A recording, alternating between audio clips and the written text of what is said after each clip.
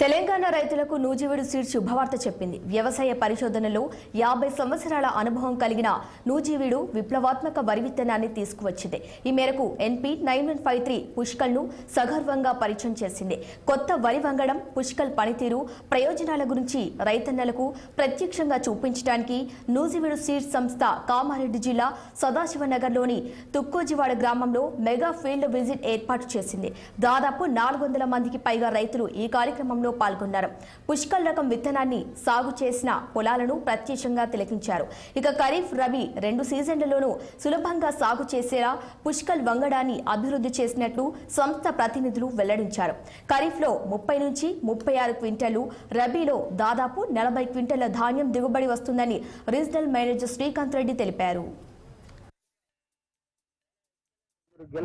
గెల నిండా గింజలు ఉంటాయి, చాలా గెల నిండా గింజలు ఉంటాయి.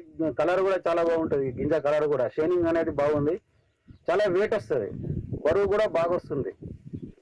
ఇది ఖరీఫ్లో 30-36 క్వింటల్ వస్తుందంటే రబీకి వచ్చే వరకు 40 క్వింటల్ వస్తుంది. దీనికి నానుడి ఉంది మన నిజామాబాద్ జిల్లాలో, గుంటకు కింట. ఒక గుంటకు కింట అనేది దీనికి ఒక పుష్కల్కి ఒక నానుడి ఉంది. చాలా మంచి దిగుబడులు వస్తున్నాయి.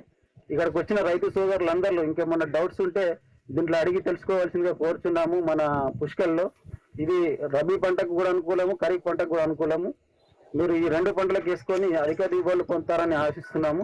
ఇంకేదన్నా మీకు డౌట్స్ ఉంటే మేము మళ్ళీ చేనులో మన వ్యవసాయ క్షేత్రంలో మనం మాట్లాడుకుందాం.